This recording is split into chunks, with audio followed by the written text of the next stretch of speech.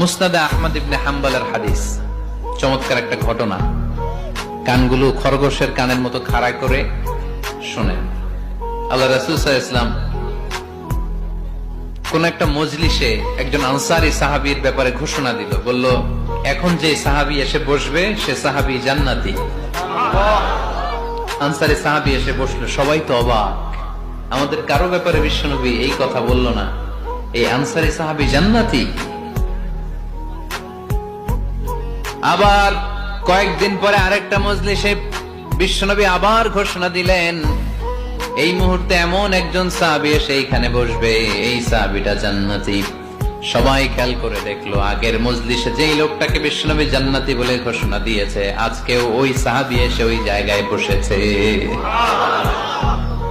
তৃতীয় দিন আবার বিশ্বনবী বললেন, এখন একজন সাহাবী এখানে এসে বসবে, সে জান্নাতি। সবাই খেয়াল করে দেখলো,